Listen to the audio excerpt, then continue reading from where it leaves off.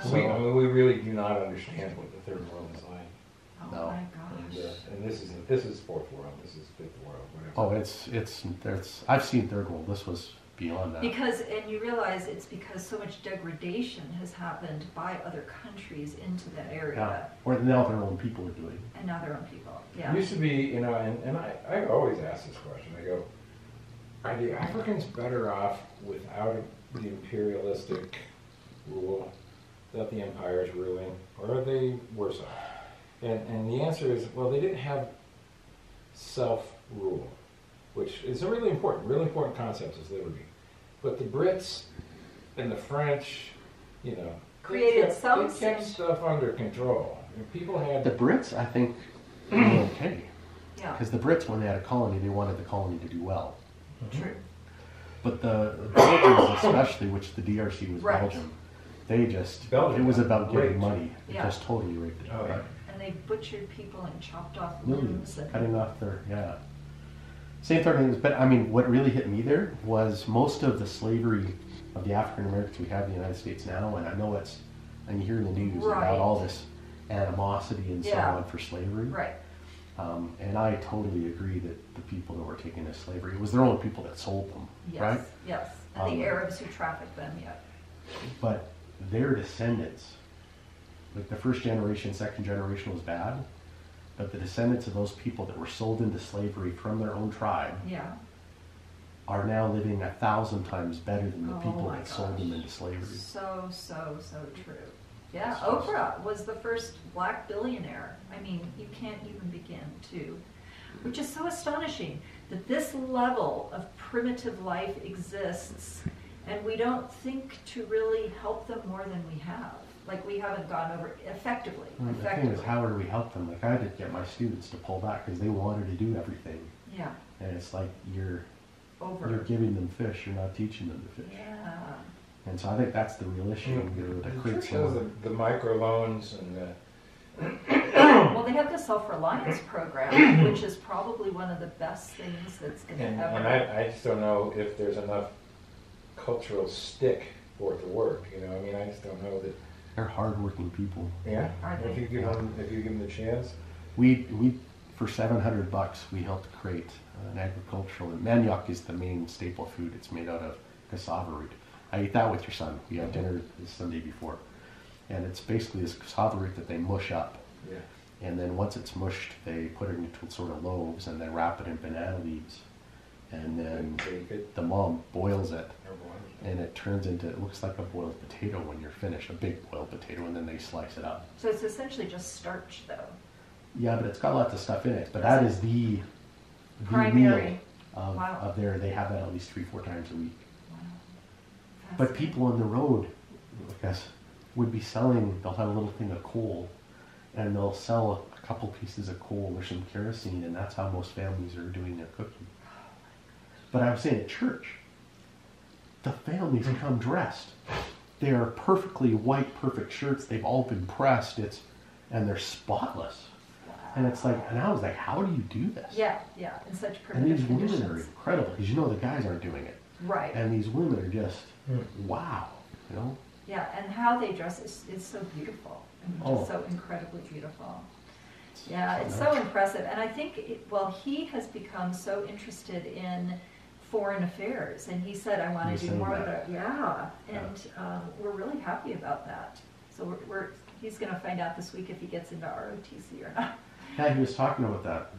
I got the RTC office just down the hall from my office at UVU. And so they do recruiting there for both UVU and BYU and UVU do all their ROTC work together. But Oh, they do? yeah, he was really excited about that. I was in the Royal Canadian Navy for 23 years. So Really? I went through officer program and all that too. So, Interesting. yeah.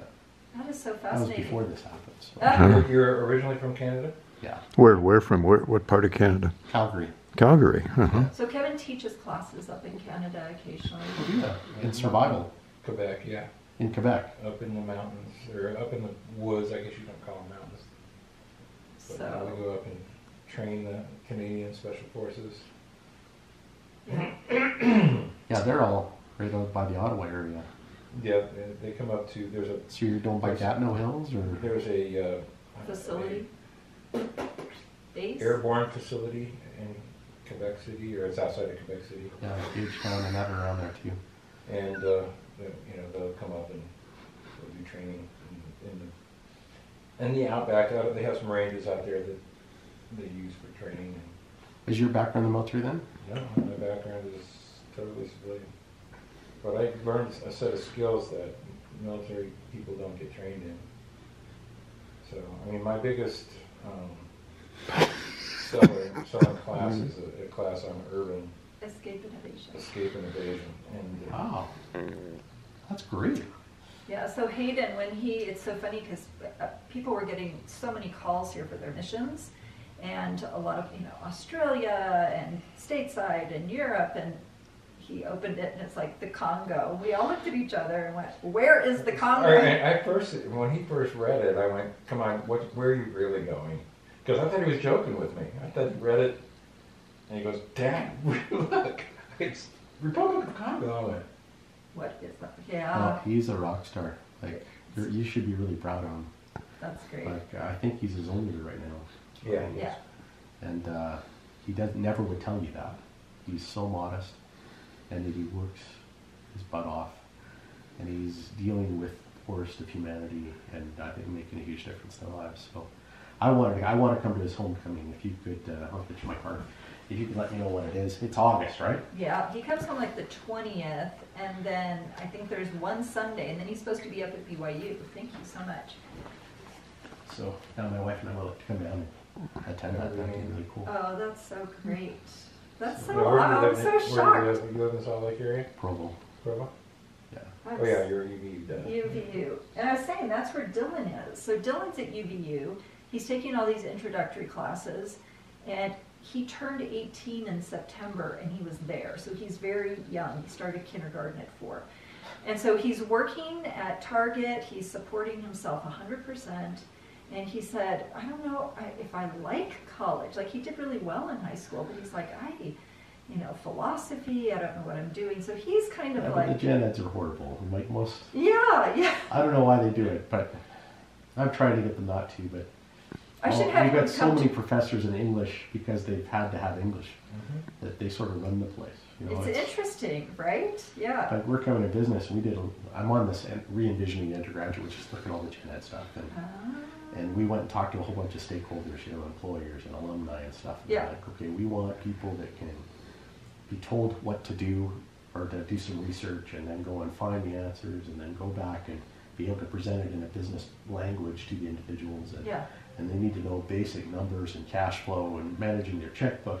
And they're not getting any of that in gen eds. Instead, they're getting philosophy And and English this and that, and... which is good stuff, but You gotta But know it's how to read. mandatory, You gotta you know? know how to write. I'm not so sure you need a whole lot of math, but. well, some it's the people type of really math, right? Yeah, it is, the business math. Yeah. Well, I mean, you need like- statistics and business math, I think. I don't think algebra, trigonometry gives you a world of any good at all in that situation. Anyway, so you were saying that that's what they were looking for, and so that's what Yeah. he's swimming in right now. Right. He's like, Thing is, most students don't enjoy the gen ed 2 years, right? Yeah. But then afterwards, when they pick exactly what they like, they just love it. yeah, Right? yeah. And So then he they had talked continue about to- being an entrepreneur, and it's kind of hard when you don't know in what field you're going to be an entrepreneur. And Kevin runs his own business, and it's a huge challenge. Well, But- most people, that's what we really find is, you need to have something that you know really well, and then you add the business skills to it, right? But everything's a business. If you're a dentist or a lawyer or a doctor, you still have to run a practice. And that's a problem there. We need to do more of that. So I'm teaching, my focus is on the minor in entrepreneurship that you can add to any major. So, That is so cool. So we encouraged him, start just getting business skills, which you can apply to anything else that you're... I teach a gen ed class in creativity and innovation and how to do ideation of new ideas. So yeah, if you'd like to. And when is that going to be in the fall? It's every semester. Yeah. So spring too, or summer? Do you do We're not doing summer, but we do spring and fall. spring and fall? Okay. Yeah. I'll let him know, because So- I said to him, are you going to come home and work here? He's like, Mom, I want to be independent. I like being independent. Wow. Yeah. You've done well with this survival. Yeah, that's him on this end, Maybe. but a couple years ago. And there's Hayden on the left, and our Yeah. son Sawyer, who works for an engineering firm. And We actually have a son who's a veteran. He's 30 and he's doing construction here in the area. But That's awesome. it is. I'm just, Dad was saying, someone came here who was with Hayden last week. I go, was he black? What was going on? No, that is the thing, is that in the area where son is, like, barely anyone has a car.